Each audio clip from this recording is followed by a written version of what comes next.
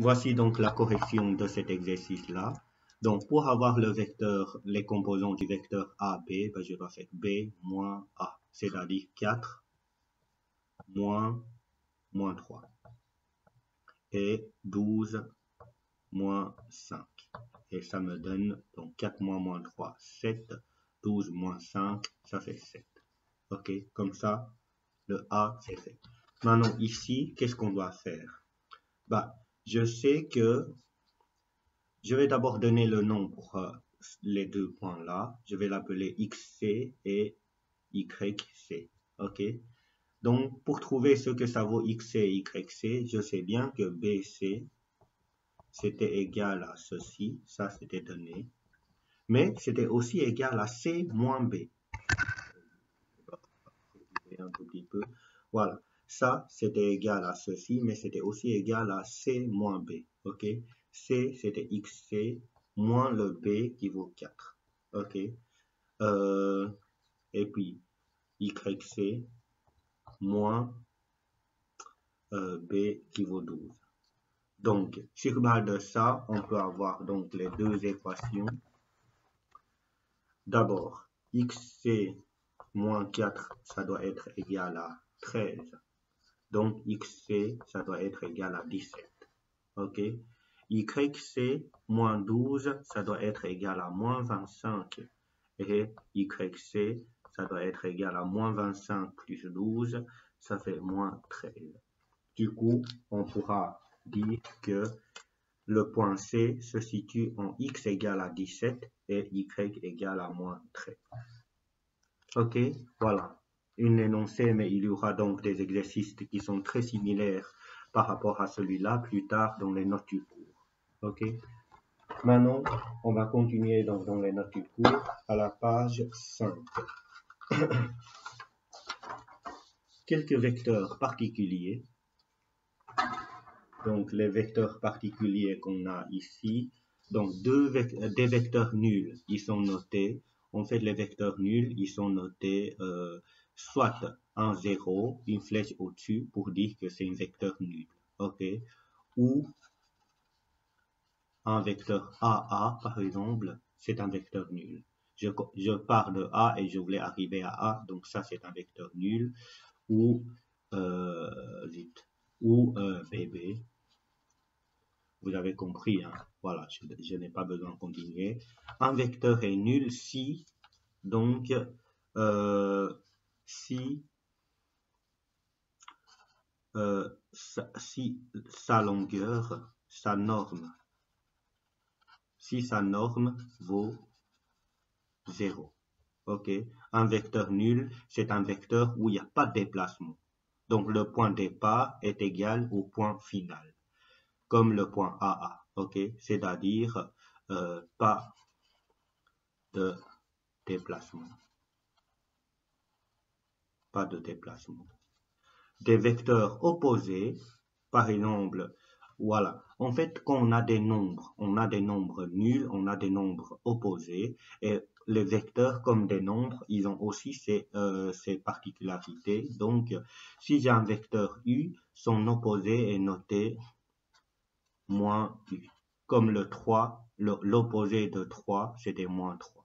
Ok, l'opposé de moins 5, c'était le 5. Donc, il suffit de rajouter un moins devant le vecteur.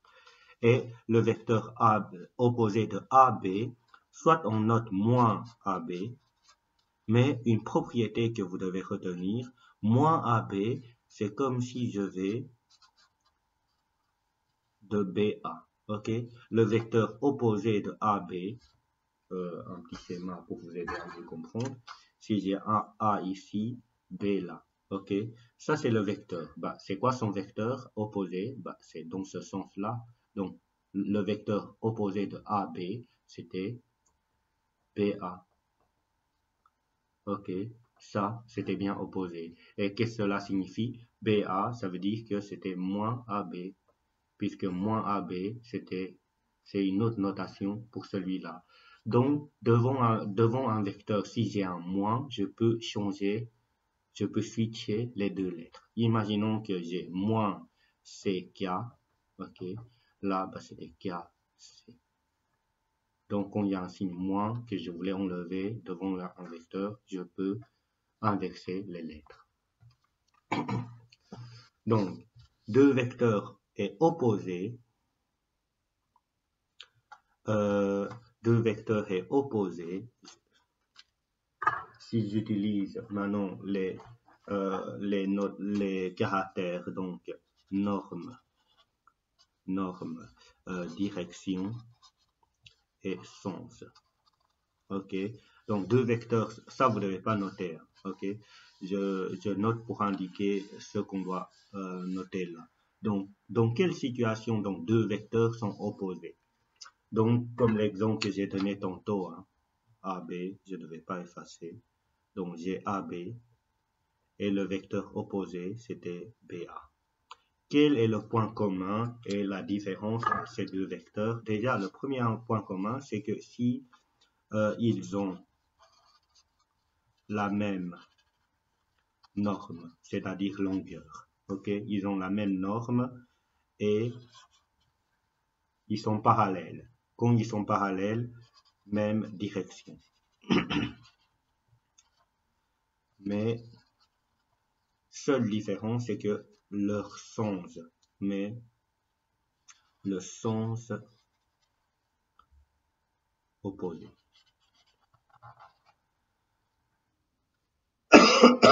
Voilà, ça c'est ce qu'on appelle donc des vecteurs opposés. Ok, c'est la définition d'un vecteur opposé. Exercice. Donc soit on a le vecteur U, l'opposé, le vecteur V opposé de U. Je demande de donner les composants du vecteur V. Ensuite, déterminer les composants du vecteur EF et son vecteur opposé. Soit FP, donc le vecteur nul, déterminer les coordonnées du point P et déterminer les composants du vecteur AF, FA, AD et CE. Donc ici, je vous demande de arrêter la vidéo et vous allez essayer cet exercice pendant 5 minutes et après, il faut relancer la vidéo pour corriger. Ok? Donc, le vecteur V, c'était un vecteur où les composants c'était 1, 2, 3, 4, 5, 6, 7. Comme je vais aller dans le sens contraire de X, c'était moins 7 et plus 2, puisque je monte. Ok. Alors, donner les composants du vecteur V, sachant que V et U c'était opposé. Donc, le vecteur V, il doit être comment?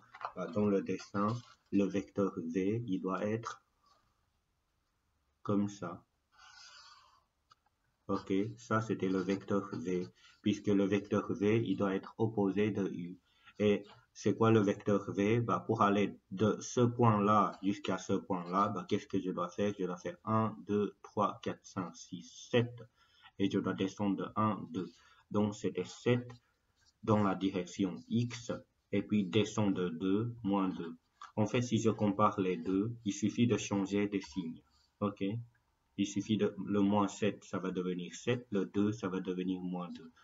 C'est pour ça que le signe moins qu'on avait rajouté devant, en fait, on peut les mettre, on peut les distribuer pour les composants. C'est-à-dire, je sais bien que U, c'était égal à moins 7 et 2. Ok. Alors, V, c'était le vecteur opposé qui est égal à moins U et qui est égal à moins 7, 2. Et le moins là, on peut le distribuer, c'est-à-dire moins 7, ça va me donner 7, et moins 2, ça va me donner moins 2. Ok, c'est pour ça que j'ai 7 et moins 2. Ensuite, déterminer les composants du vecteur FE et son vecteur opposé. D'abord, FE, ici on a le dessin, ok? E est là, F est là, on a le dessin, donc on ne va pas passer par les calculs comme on avait fait. On va pas faire ceci, ok? On fait ça, c'est quand on n'a pas le dessin, on est obligé de passer par ce calcul-là. ici, je vous demande, c'est puisque voilà, je vous ai expliqué cette formule, je voulais vous montrer que c'était cohérent, ça marche. Maintenant, dans les exercices, on n'aura plus besoin de faire ceci si avec le dessin, on voit. Donc, avec le dessin, E, F, ok, E et F. Donc, pour aller de E vers F, qu'est-ce que moi je dois faire?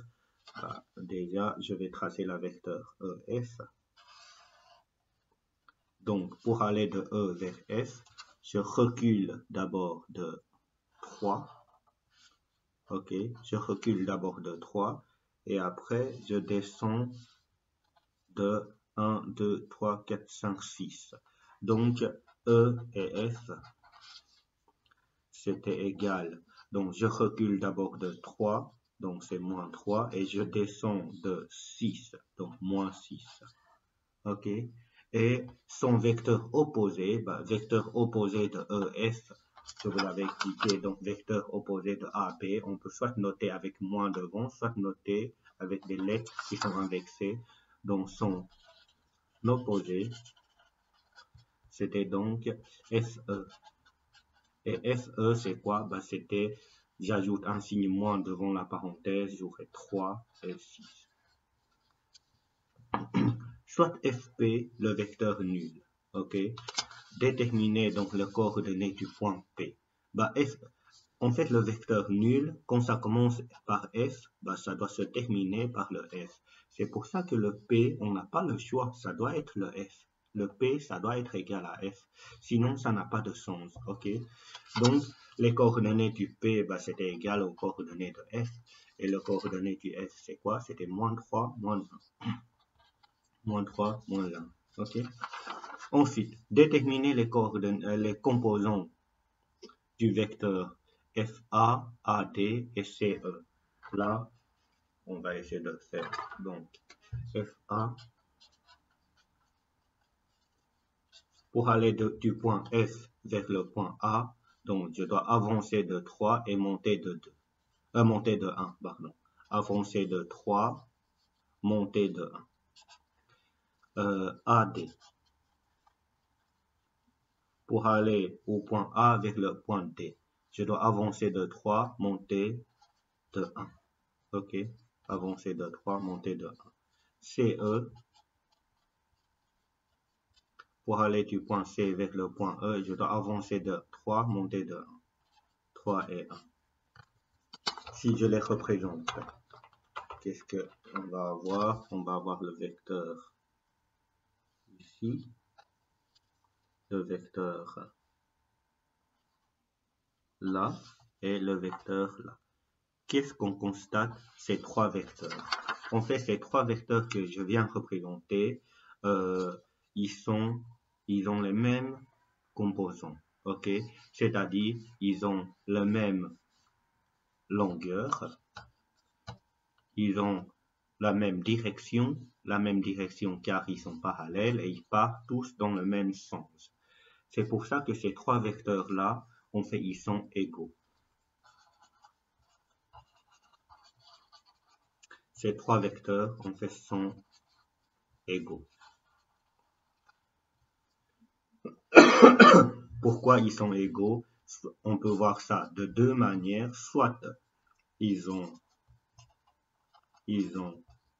la même norme,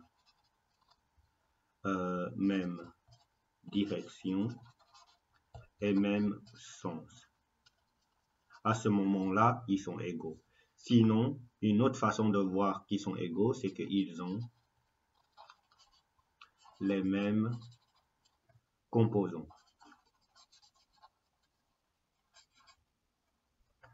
Ils ont les mêmes composantes de vecteurs. C'est comme si les trois vecteurs sont composés avec les mêmes éléments. Ça doit être donc les trois vecteurs identiques, donc qui sont égaux. Ok? Maintenant, ce que je vous demande, l'exercice 2, c'est un exercice théorie. Ok? vous avez plusieurs vecteurs qui sont représentés là dans le schéma et je vous demande quels sont les vecteurs quels sont les vecteurs de même norme, quels sont les vecteurs de même direction, quels sont les vecteurs de même direction et même sens, quels sont des vecteurs qui sont égaux, quels sont des vecteurs qui sont opposés et quels sont des vecteurs qui ont de même direction mais de sens différents. Ok, là je vous demande aussi d'arrêter la vidéo donc pendant 5 minutes, vous essayez et après vous relancez la vidéo pour corriger. Ok, donc moi je vais tout de suite corriger bien sûr. Quels sont des vecteurs qui ont la même norme, c'est-à-dire même longueur? Si je regarde, hein, A et G, ils ont la même longueur. A, comme c'était donc les normes, je le note avec les deux barres, est égal à G. Y a-t-il quelque chose d'autre qui est... Non, il n'y a que celui-là qui ont la même norme. Et H et C, ils ont la même norme. Donc H et C, ils ont la même norme. Ok? Et après, y a-t-il des autres? Là, c'est tout. Je pense que c'est tout. Ce sont des vecteurs qui ont les mêmes normes. Ok? Maintenant, quels sont des vecteurs qui ont la même direction? Même direction. Là, c'était très important. Vous notez en rouge à côté, même direction signifie qu'ils doivent être parallèles. Ok? Donc, les vecteurs qui ont les mêmes directions, qui sont parallèles, déjà H et C, ils sont parallèles. H, C, ils sont parallèles. Ok? Et après, y a-t-il un autre vecteur qui lui est parallèle aussi? En fait, le I, c'était aussi parallèle. C'est I ou J? C'est J, pardon. Ces vecteurs-là et ces deux-là, ils sont parallèles aussi. Puisque si je prends un petit morceau, c'était exactement la même. Ok? C'est pour ça que il y a aussi le J. Maintenant, le A et le G, ils sont parallèles. A est parallèle à G. Et est-ce que le A et D, non, A et D, ils sont pas parallèles. Le E, si je continue, non. Donc A et G sont parallèles. F et I sont parallèles. Là, on voit clairement. F et I sont parallèles. Ok? Je pense que c'est tout. Maintenant, je peux oublier. Hein. Donc, si j'oublie, n'hésitez pas à me contacter par mail pour me le rappeler. Ok? Quels sont les vecteurs de même direction et même sens? Même direction, c'est-à-dire il faut que ça soit parallèle et dans le même sens. Là, déjà, les vecteurs parallèles, on les a ici. Ok? D'abord, F et I, ils sont parallèles, mais ils n'ont pas le même sens. Lui, il part par là, lui, il part par là, donc ça, je ne prends pas. A et G, ils sont parallèles et ils vont dans le même sens. Donc, A et G. Y a-t-il des autres? H, C, H et C, donc ils sont des sens contraires, mais le J, il est en la même direction que le H. Donc, H et J. Donc, on vérifie donc ces deux conditions. Ok? Quels sont les vecteurs qui sont égaux? Ben, les vecteurs qui sont égaux, c'est les vecteurs qui ont la même norme, même direction et même sens. Et là, bah, il y a juste un couple qui vérifiait ces deux-là, c'était A et G. Donc, on a A et G ici, A et G là, et A et G là. Du coup, ça, c'est la seule possibilité. Est égal à A et G. Vecteur A est égal à vecteur G. OK? Maintenant, quels sont les vecteurs qui sont opposés? opposé, bah, c'était quoi? Opposé, c'est parallèle, même longueur, même norme, mais de sens contraire. Donc là, déjà, de nouveau, on doit choisir là-dedans. OK? Puisqu'à la base, il faut que ça soit parallèle. Sinon, ça sera pas donc opposé. Donc, déjà, si on regarde H et C, H et C, ils sont bien parallèles, ils ont bien la même longueur, mais leurs sens sont contraires. Donc, on a H et C sont opposés. Maintenant, y a-t-il des autres? On fait là-dedans AG, non. Ils sont pas de sens contraire. F et I, c'est vrai qu'ils sont dans le sens contraire, ok, mais faites attention, les vecteurs opposés, par définition, ils doivent avoir la même longueur. Du coup, là, ce n'est pas le cas. Ok, donc, voilà. Attendez, hein. Je vérifie juste un truc, est-ce que F et I, ils sont bien parallèles?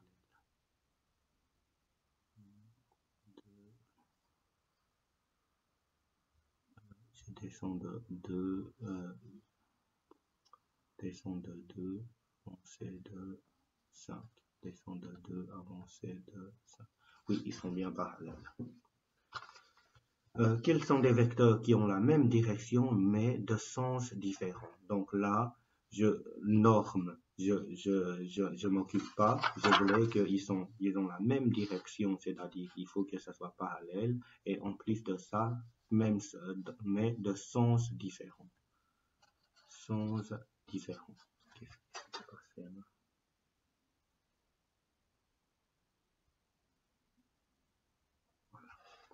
Donc, ici, donc les vecteurs qui sont parallèles et de sens différents. On a AH, H et C, ils sont parallèles de sens différents. Donc, H et C, on a C et J, ils sont parallèles mais de sens différents. Ok, C et J.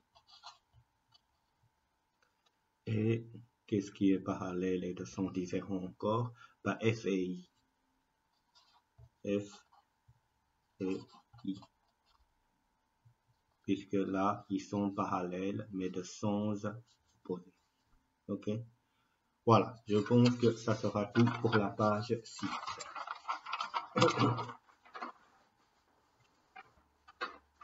On va essayer de terminer avec la page 7. Je sais bien qu'à distance, ce n'était pas tout à fait évident, donc on va pas aller trop loin. Donc après la page 7, on va arrêter. Ok? Donc, à la page 7, j'essaie de vous introduire opération des vecteurs. Qu'est-ce que c'est opération? En fait, les opérations mathématiques des nombres. On a plus, moins, fois, divisé, racine carrée, tout carré, etc. En fait, les vecteurs, comme des nombres, il existe beaucoup d'opérations possibles. Déjà, l'égalité est une opération. Ok, l'égalité entre deux vecteurs. Donc, U est égal à V si, et là, on l'avait juste noté avant. Donc, les vecteurs qui sont égaux, si ils ont la même norme, la même direction et le même sens, ou s'ils ont les mêmes composants des vecteurs. Ok, ça on peut noter. Donc, celui-là, je vais plus l'utiliser. Celui-là. Donc, U est égal à V si c'est bien noté, ils ont la même norme,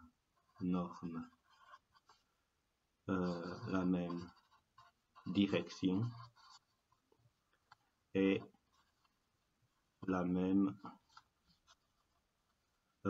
sens. Pas la même sens, le même sens. Voilà. Ou si ils ont les mêmes composants vecteurs. Ok. Voilà. Ça, c'était quand les deux vecteurs sont égaux. Maintenant, multiplication, en fait, lorsque j'ai un vecteur U, je peux le multiplier par un nombre K qui est non nul. Ok? Par exemple, euh, on peut avoir des vecteurs moins 3U, on peut avoir des vecteurs 2U, on peut avoir des vecteurs 1 demi U, etc. Donc, d'abord, lorsqu'on multiplie donc un vecteur U par 2, je compare toujours avec la vecteur U du base. Ok? Le norme, si je multiplie par 2, je constate que le norme a été doublé. Ok? Norme est multiplié par 2. Donc ici, donc on multiplie un vecteur U par 2, c'est-à-dire je vais avoir 2 fois U, 2 fois vecteur U. Ok? Donc le norme sera doublé. La direction, ça reste parallèle. Donc la direction ne change pas. Ne change pas. Le sens, ben, on va tous les deux dans le même sens, donc ne change pas non plus. Lorsqu'on multiplie un vecteur par 1 demi, c'est-à-dire 1 demi fois U fois le vecteur U, là, le norme, si je compare là et là, en fait, le norme est multiplié par 1 demi. En fait, multiplié par 1 demi, c'était équivalent de faire diviser par 2. OK? La direction, ça reste parallèle, donc ne change pas. Le sens, ben, on va dans le même sens, donc pareil, ne change pas. Maintenant, lorsqu'on multiplie un vecteur par moins 3, c'est-à-dire moins 3 fois U, là, le norme, ben, si je compare celui-là avec celui-là, j'aurai 1, 2, 3. En fait, la norme a été multipliée par 3. Ok, la direction, ce vecteur-là et ce vecteur-là, ça reste parallèle. Ne change pas. Le sens, donc, au lieu d'aller par là, ok, je vais par là. Donc, le sens est devenu contraire. Le sens est devenu contraire ou opposé, bien sûr, ou opposé. Maintenant, pour avoir des formules pour des composants, déjà U, c'était 2 et 1. Ok, le vecteur U, si je pars de là, c'est 2 en X, avancé de 2, montée de 1. 2 et 1. Maintenant, 2U, c'était avancé de 4, montée de 2. Avancé de 4, montée de 2. 1 demi U, bah, c'était avancé de 1, montée de 1 demi. Et moins 3U, bah, c'était reculé de 1, 2, 3, donc, pardon, 2, 4, 6, ça fait donc moins 6, et descend de 3, donc moins 3. Et là, qu'est-ce qu'on constate? 2 fois U, c'est comme si je fais 2 fois 2 fois les composants 2, 1. Donc 2 fois 2, 4, 2 fois 1, 2, ok? 1 demi fois U, c'est 1 demi fois ceci. Donc 2 fois 1 demi, 1, 1 fois 1 demi, 1 demi. Et moins 3 fois U, c'est comme si je fais moins 3 fois 2, ça me donne moins 6. Et moins 3 fois, fois 1, ça me donne moins 3. Du coup, d'une manière générale, soit U qui est égal à ça, bah, K fois U, on aura donc K fois XU et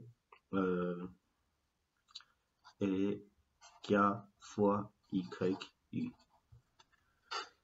Voilà, ça c'était donc tout pour cette partie-là. Je ne vais pas plus loin, mais je vais vous donner encore un exercice pour terminer. Donc, c'est l'exercice suivant. Imaginons que j'ai un point. Allez, je pars de deux points A qui vaut moins 3, 5, B qui vaut 7 et 4. Ok, je vous demande de trouver les composants des vecteurs suivants. AB,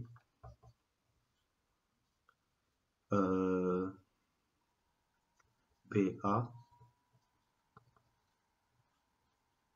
Et après, 4 fois AB, moins 2 fois AB. On n'a pas besoin de parenthèse ici. Moins 2 fois AB. Voilà. 1 minute, vous essayez et puis vous relancez la vidéo pour corriger. Après, ça sera tout pour aujourd'hui. Donc, AB, donc, moi je corrige bien sûr. Hein. AB, ben, je dois faire B moins A. Donc, 7 moins 3, ça me donne 10. Et puis 4 moins 5, ça me donne moins 1. BA, ben, c'est le vecteur opposé de AB. Ok. Donc, c'est le signe contraire que je dois choisir. Donc, je vais avoir moins 10 et 1. 4 fois AB, ben 4 fois AB, c'était comme si je fais 4 fois AB qui vaut 10 et moins 1. Ben ça va me donner 4 fois 10, 40. 4 fois moins 1, moins 4. Et après, moins 2 fois AB, ben c'est pareil. Hein, je fais moins 2 fois AB qui vaut 10 et moins 1. Je vais avoir moins 2 fois 10, moins 20. Et moins 2 fois moins 1, ça fait 2. Voilà, ça sera tout donc pour aujourd'hui.